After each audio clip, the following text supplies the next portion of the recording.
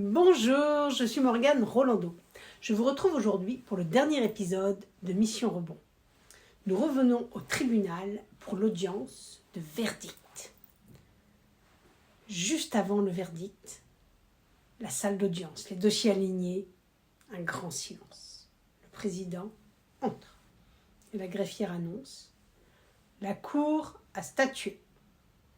Un silence encore plus tendu remplit la salle. On se regarde. Puis, la voix du président, claire et sans appel. La Cour désigne comme repreneur officiel de l'entreprise Altermind la société Quesaco. Ces mots résonnent, bourdonnent. Dans ma tête, le chaos. Autour de moi, l'explosion de joie d'une équipe, le silence lourd des autres. Puis, je respire.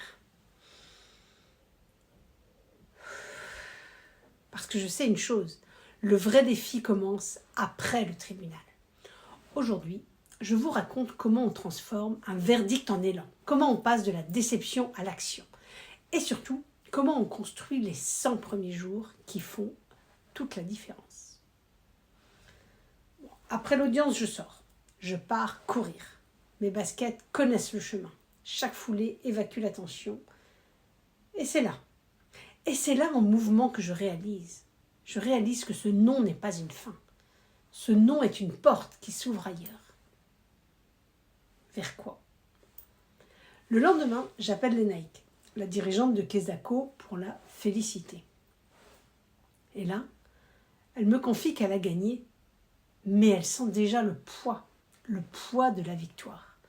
Les clés sont dans sa poche, mais la maison est à reconstruire. Vous imaginez le challenge. Alors je lui propose une alliance de but en blanc, et si on écrivait ensemble les 100 premiers jours. Je propose un plan, un choc contrôlé, une dynamique assumée. Pas de continuité confortable. Une trajectoire claire pour rallumer l'énergie collective. Reprendre une entreprise, c'est beaucoup plus que convaincre ses financiers et signer des papiers, c'est rallumer une flamme. Quand Lénaïque me demande « Es-tu prête à prendre la direction pour un an ?» Je souris. Tout ce pourquoi je me suis battue devient possible. Et oui, même sous une autre forme.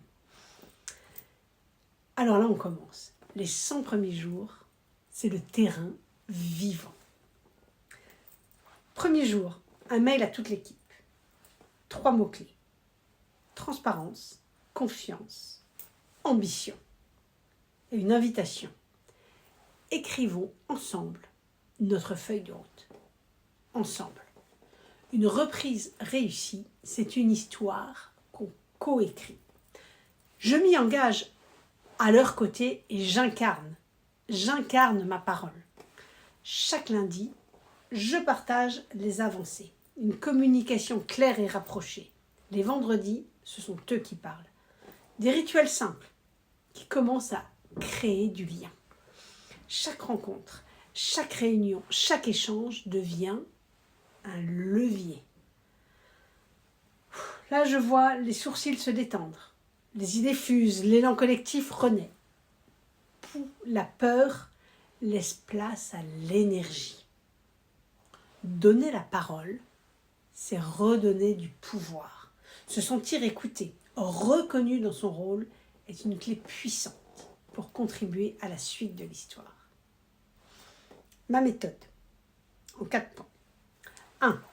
Un électrochoc bienveillant dès le premier jour. La page se tourne. 2. Une communication incarnée, transparente, optimiste. Nous avons une vision. 3. Inclusion. Les équipes co-construisent la vision et redéfinissent chacun leur rôle. C'est du terrain que vient l'action. Et 4. Un suivi rigoureux. Semaine après semaine, obstacles et victoires partagées. Et oui, communication et pas que du reporting. Harvard Business Review le confirme. 70 à 90% des fusions échouent. alors que les chiffres et les business plans sont au beau fixe au moment de la transaction. Les échecs viennent du facteur humain. Alors je fais un choix radical, j'écoute et je partage. Durant le premier mois, je rencontre chaque salarié un par un pendant 1 heure.